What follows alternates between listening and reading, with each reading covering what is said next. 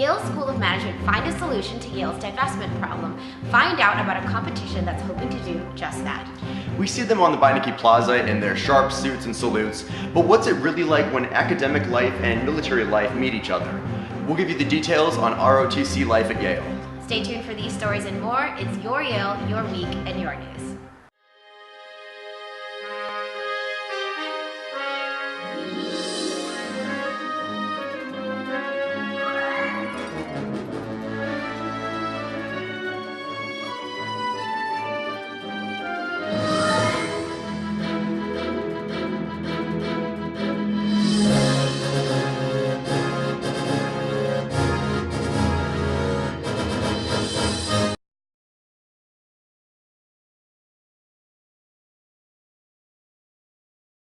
Hello and welcome to YTV. I'm Stefina Yuli. To start, we'll go to Michael Leopold in the newsroom with this week's headlines.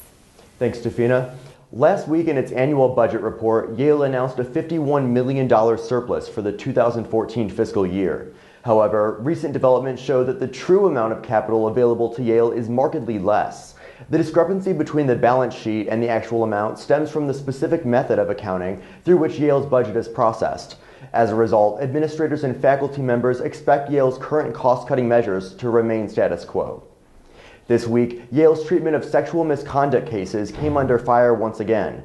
In 2013, researcher Anna Rita DiLorenzo filed a complaint with Yale University-wide Committee on Sexual Misconduct, also known as the UWC, against former cardiology chief at the Yale School of Medicine, Michael Simons. The UWC ruled that Simons had harassed DiLorenzo and recommended that he be permanently removed from his position and banned from any high administrative positions for 5 years. But Provost Benjamin Pollock, who has the final say on all UWC decisions, handed down a punishment of an 18-month suspension and planned to return Simons to his post in June of 2015. However, Simons has decided not to return. In response to the allegations, Yale Medical School Dean Robert Alpern has convened a task force on gender equity to consider the advancement of women faculty in the workplace. On September 26th, 3 new rehearsal spaces for dance and theater undergraduate groups opened at 60 Sagem Street. The move was prompted by a cutback of permitted hours at Broadway Rehearsal Lofts, a popular rehearsal location. However, students and administrators interviewed said that the replacement studios do not meet the needs of student groups as well as the Broadway Rehearsal Lofts did, raising a greater issue with the state of rehearsal spaces on Yale's campus. As of Sunday last week, the bladder ball is back.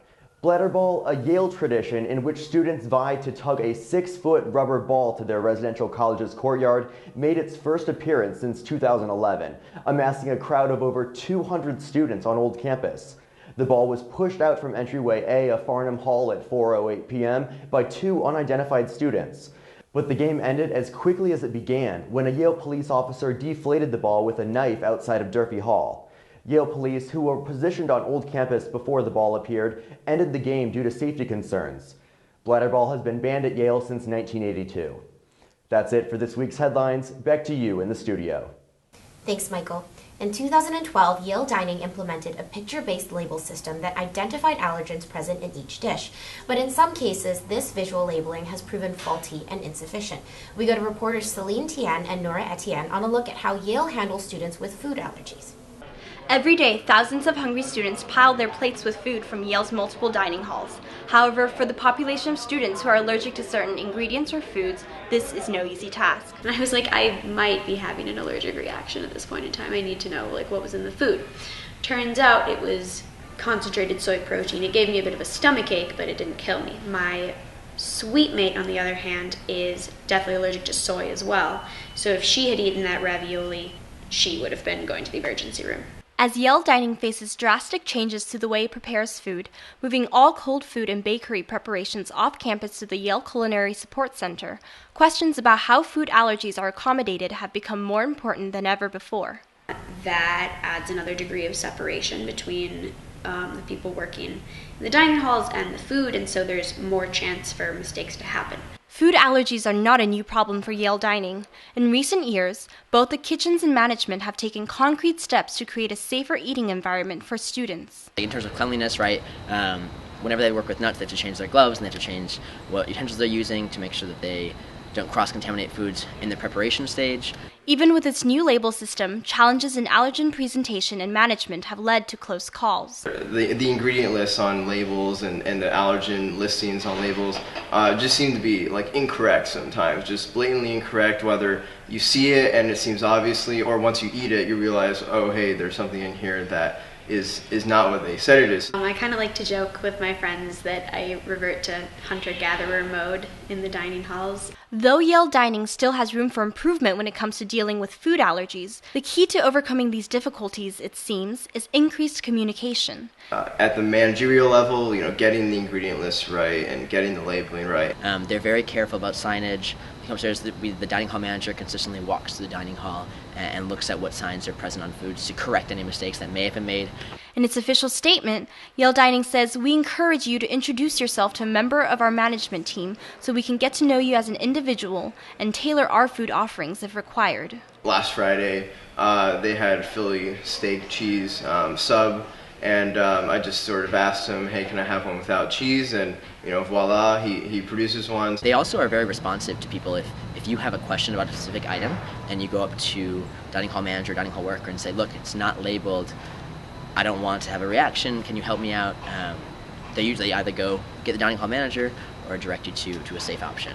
Although new initiatives such as separating food containing possible allergens from other dishes have been implemented, there is still room for improvement. This has been Celine Tien and Nora Tien for YTV. Back to you. Gluten-Free Diet Awareness Month begins this November, helping to promote celiac awareness for those with such dietary needs. And that's not all that's happening this week at Yale. In the wake of Yale Corporation's decision not to divest from fossil fuel companies, Yale School of Management will be hosting its first ever carbon case competition. Lily Rifkin takes a closer look. On November 14th, Yale School of Management will be hosting its first ever National Low Carbon Case Competition. The event is organized by the Yale Responsible Investing Group and the International Center for Finance at the Yale School of Management. But what exactly is a carbon case competition? So the idea behind the low carbon institutional investing case competition initially was really utilizing the momentum from the divestment movement to start thinking about reinvestment. 14 competing teams from various business schools across the globe will design strategies that promote institutional investment addressing climate change, revise the portfolio accordingly, and defend their metrics and methodology. The winning team will have successfully tackled the complexity of inferring, evaluating, and integrating corporate emissions data into a coherent portfolio.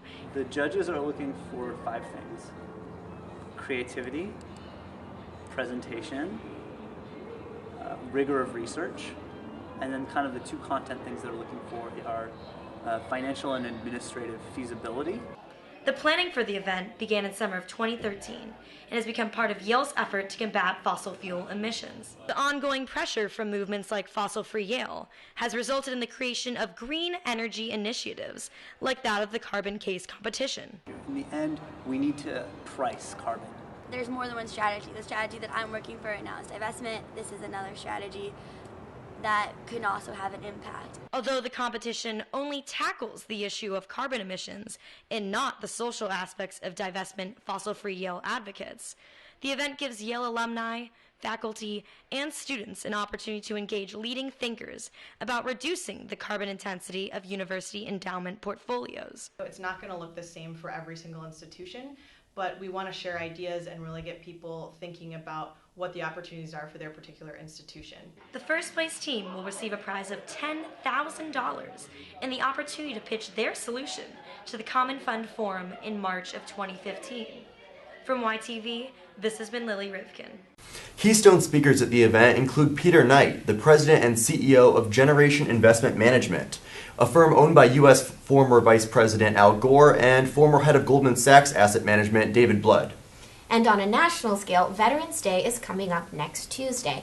This week, YTV decided to take a look at the students on campus with a direct tie to the military, Naval and Air Force ROTC members. Reporters Rebecca Faust and Wayne Zhang give us a look at how ROTC affects the day-to-day lives as well as futures of Yale's ROTC students. While most Yale students spend their college years trying to figure out what they want to do when they graduate, a select group of Yaleys already know where they're headed. These students are members of the Reserve Officers Training Corps, or ROTC, and are currently training to join the military upon graduation. I'm pretty set on surface warfare. I'm interested in being a pilot. I'm hoping to go aviation. Great leadership opportunity right out the gate as a 22-year-old to be in charge of like billion-dollar warships, to have enlisted sailors report to you for what they're supposed to do. After being dissolved during the Vietnam War, Yale's ROTC program returned to campus in 2012, making next year's seniors the first since the 1960s to have completed all 4 years of the program at Yale. It was one of the original colleges in the United States of America that established the Naval ROTC. The legacy of service here is very, very long. But knowing their career path doesn't make college all smooth sailing for Yale ROTC students. To prepare for commission, they regularly wake up early for special military training.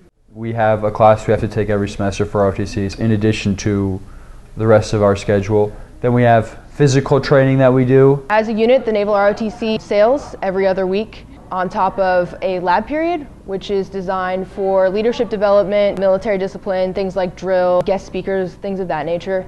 Yet many ROTC students don't let their commitment to the military prevent them from participating in other extracurricular activities. It's something that defines who you are, but it isn't the only thing that defines who you are. I'm also in Kappa Kappa Gamma, Yale Ballet Company. I do ultimate frisbee. I'm a student tech. There are definitely sacrifices sometimes I have to make insofar as, I can't go out with friends this night or I can't go to a movie or whatever, but at the same time I'm really enjoying both YCC and ROTC. It is doable to strike that balance. Yale ROTC officers believe that the liberal arts background Yale offers will give students a unique perspective to bring to the military, one that will greatly differ from that of their future comrades who attended military academies. Liberal arts is critical because just like most successful organizations, we need great minds, we need leaders, we need people who can think and perhaps think a little differently. So this Veterans Day, keep an eye out for your fellow students in the ROTC program. For YTV, this has been Rebecca Faust and Wayne Zhang. Yale's Veterans Day ceremony will take place at Beinecke Plaza next Tuesday from noon to 1 p.m., and the ROTC commanding officers, cadets, and midshipmen will participate. As always, we'll conclude with our Everybody Has a Story segment. This week, we sat down with Ari Shavit, an award-winning author and leading Israeli reporter. He's also a widely known commentator on Israeli public television. Here are a few highlights from the interview. Ari, thanks so much for being here. Great to be with you. You've called many times for a revitalized Zionism, a liberal progressive Zionism that especially focuses on young people. In the United States, it's no secret that there is a declining support of Israel among American Jews. What do you think Israel can do better to inspire more support in the United States, especially among young people? And what does that revitalized Zionism look like? It's something that I give a lot of thought to these days, after writing my book and as I travel through the country. I really think that it's time for us to understand again that Israel is especially essential for non-ultra-Orthodox Jews throughout the world. And one of the things that troubled me about Israeli politics in the last decades, that it seems that the Israeli political system was overtaken by ultra-Orthodox parties and extreme nationalists.